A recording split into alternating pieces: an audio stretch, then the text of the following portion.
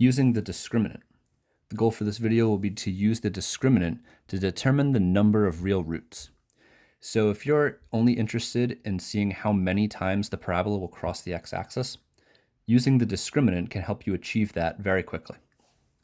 The discriminant is the quantity underneath the radical in the quadratic formula. So all of this stuff, b squared minus 4ac, that's our discriminant. A quadratic can have either 0, 1, or 2 roots. It can cross the x-axis no times, 1 time, or 2 times.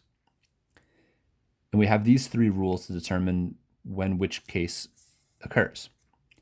If the discriminant is less than 0, there are no real roots because we would be taking the square root of a negative number, and that's undefined.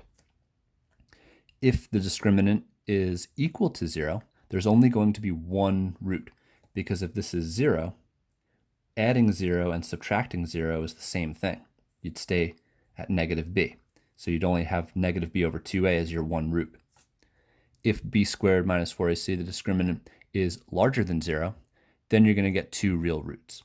You'll have a radical that can be identified, and you will be adding it in one case and subtracting it in another case. That generates the 2 roots. Okay, so let's use the discriminant to see how many real roots we have. All right, so x squared plus 10x minus 21, it's our quadratic. We'll identify a, b, and c.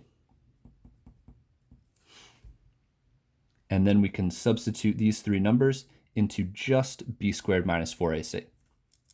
So we'll have b squared, which is 10 squared, minus 4 times 1 times negative 21.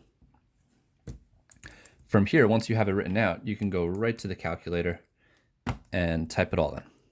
So we have 10 squared minus 4 times 1 times negative 21, and we get 184. Now we'll see, okay, is 184 less than 0, equal to 0, or greater than 0? 184 is greater than 0. That means there are 2 real roots. 2 real roots. Okay, so identify a, b, and c, plug it into the discriminant, and determine which of these criteria it fits. Pause the video now and try 2 and 3 on your own. Okay, let's take a look. For number 2, a is negative 3, b is negative 7, and c is negative 20. So my discriminant will be negative 7 squared minus 4 times negative 3 times negative 20. We'll go to our calculator. Don't forget the parentheses on the negative 7. Minus 4 times negative 3 times negative 20. And we get negative 191. Okay, so negative 191 is definitely less than 0. That's a super negative number. That means there are no real roots.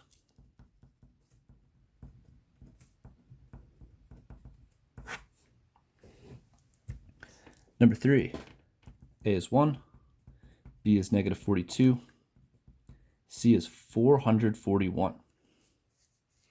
Okay, so that means b squared will be negative 42 squared. Again, don't forget the parentheses there. Minus 4 times 1 times 441.